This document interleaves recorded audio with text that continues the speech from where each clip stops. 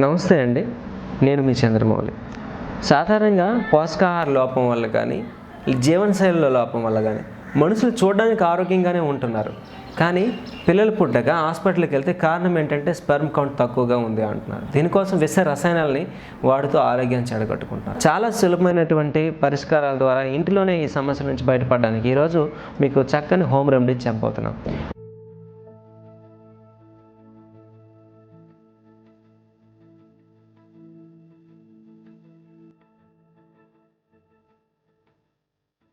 మనకి అశ్వగంధ చూర్ణము లేదా పెన్నేరు దుంపల చూర్ణము అనేసి మనకు ఆయుర్వేద అంగడిలో లభిస్తుంది. స్వచ్ఛమైన నమ్మకమైన కంపెనీ నుంచి ఈ చూర్ణం తెచ్చుకొని ప్రతిరోజు కూడా భోజనానికి ముందు మనం ఈ చూర్ణాన్ని తీసుకొని అందులో అంతే పరిమాణంలో నెయ్యి, కొద్దిగా ఒక 2 స్పూన్లు నెయ్యి వేస్తే కనుక దాంట్లో సగం తేనె వేయాలి. రెండు ఎప్పుడు కూడా సమానంగా వేయకూడదు. వేసి ఆ మిశ్రమాన్ని కలుపుకొని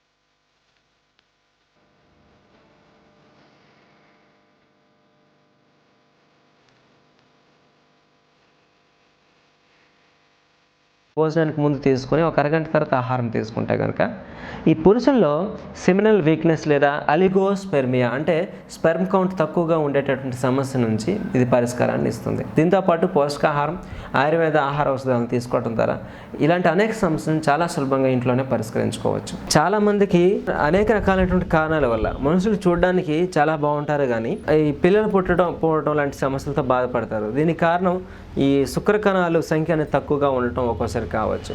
ఎవరికైతే ఈ శుక్రకణాల సంఖ్య తక్కువగా ఉంటుందో వాళ్ళు ఇప్పుడు మనం చెప్పుకోబోయే గృహ చికిత్స ద్వారా సులభంగా దీని నుంచి బయటపడవచ్చు.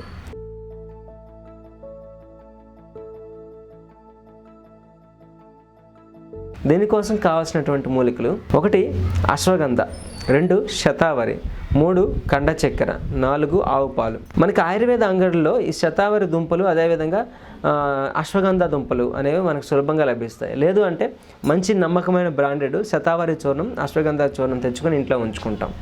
ఈ శతావరి చూర్ణము, అశ్వగంధ చూర్ణము సరి సమానంగా కలుపుకొని ఇది ఎంత ఉందో అంత పొడి కండ చక్కెర దాంట్లో కలుపుకోవాలి.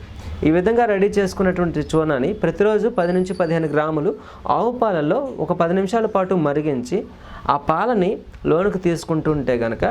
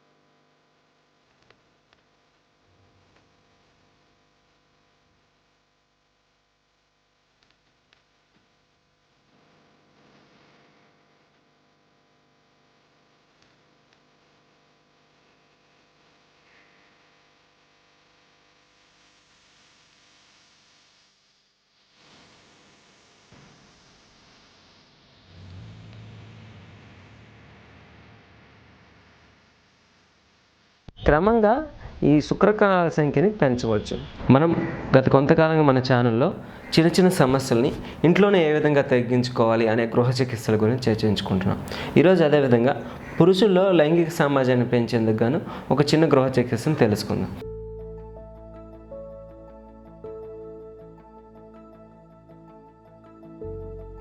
దీనికి కావాల్సినవి ఖర్జూరం, అదేవిధంగా మేకపాలు. ఒక 4 నుంచి 5 ఖర్జూరం తీసుకొని వాటిలో ఉండేటువంటి పిక్కలను తీసేసి మేకపాలలో రాత్రిపూట వీటిని వేసేసి ఒక రాత్రి అంతా కూడా నానవేస్తాం. అయితే ఈ మేకపాలను ముందుగానే వేడి చేసి చల్లార్చుకున్న తర్వాత ఖర్జూరం అందులో వేసేస్తాం.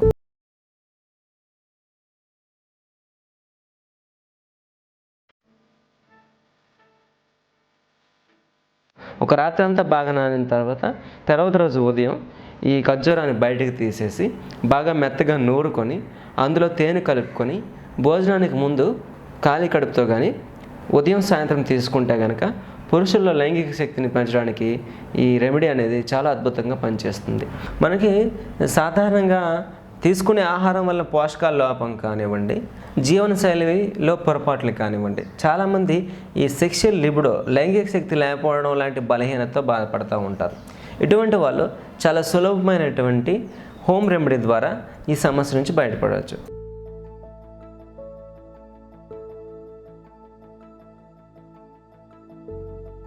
ఆ గృహ చికిత్సకు కావాల్సినవి ఏంటంటే నాటు ఆవు పాలు, అదేవిధంగా జీడిపప్పు. ఒక 3 నుంచి 4 జీడిపప్పులు తీసుకొని వేడి పాలల్లో మనం ఈ జీడిపప్పు పౌడర్లా చేసుకొని వేసుకొని మరిగించి తీసుకోవచ్చు.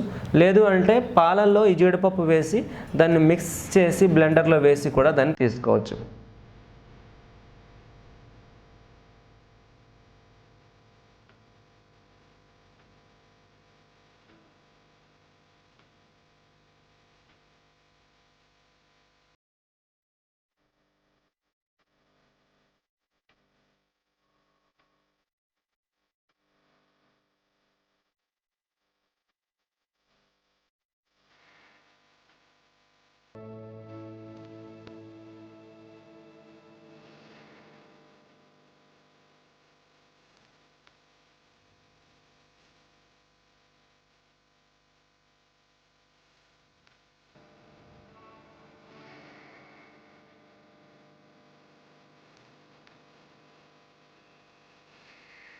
ఈ విధంగా రోజు సాయంత్రం కానీ ఉదయం కానీ తీసుకుంటే కనుక వ్యక్తుల్లో ఈ లైంగిక బలహీనతని తగ్గించేదానికి ఇది ఎంతో అద్భుతంగా ఉపయోగపడుతుంది.